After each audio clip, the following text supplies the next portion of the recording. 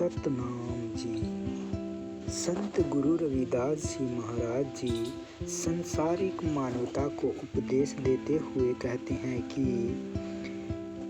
जीवों को कहते हैं कि सत्संग में हमें इस प्रकार से मिलकर रहना चाहिए जिस प्रकार मधुमक्खियाँ अपने छत्ते में रहती हैं। गुरु रविदास जी अपनी वाणी में कहते हैं, तुम चंदन हम इरंड बापूरे, संगी तुम्हारे बासा, नीच रुखते ऊंच भय है, गंध सुगंध निवासा।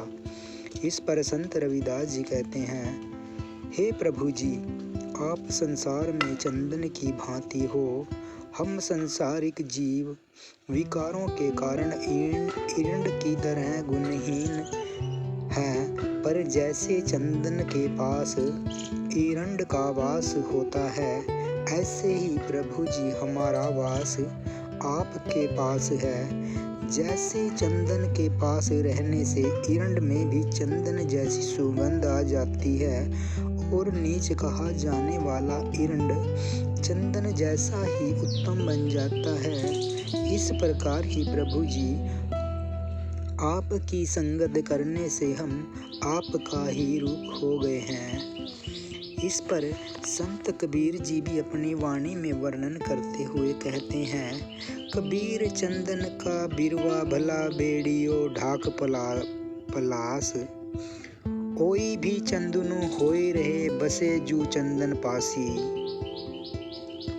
इस संबंध में संत कबीर जी कहते हैं कि हम चंदन के पास रहते हुए हम भी चंदन के जैसे ही हो जाते हैं। माधव सत्य संगति सरणी तुम्हारी, हम अवगुण तुम उपकारी रहाऊ। संत रविदास जी कहते हैं कि हे प्रभु जी, आपकी शरण ही सत्य संगत है। हम संसारिक जीव अवगुणों से भरे हुए हैं और आप परोपकारी हो और जीवों पर दया करने वाले हो। हे प्रभु जी, हम अवगुणी लोगों पर अपनी बख्शीश रखना जी। अगली पंक्ति में संत रविदास जी कहते हैं, तुम मखतूल सफेद सपियल हम बापरे जस कीरा, सत्य संगत मिल रही है माधव जैसे मधुप मखीरा। इस पर संत रविदास जी कहते हैं, हे प्रभु जी, आप सफेद पीले रेशम की भांति हो।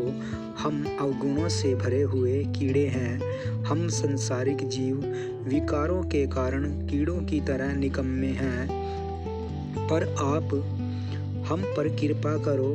हम आपकी संगत में ऐसे मिलकर रहें जैसे मधुमक्खियाँ मधु के छत्ते में मिलकर रहती हैं। मधुमक्खी अपने हकीम के आदेश की पाबंद होती हैं, हिम्मत और मेहनत में परिपक्व होती हैं, अधिकार छीनने वाले को मिटा देती हैं, विकारों का नाश कर मिठास पैदा करती हैं। आप कृपा करो कि हम भी आपकी संगत में इसी प्रकार मिलकर रहें। जाति ओछी पाति ओछी, ओछा जन्म हमारा, राजा राम की सेव न कीन्ही, कहे रविदास चमारा।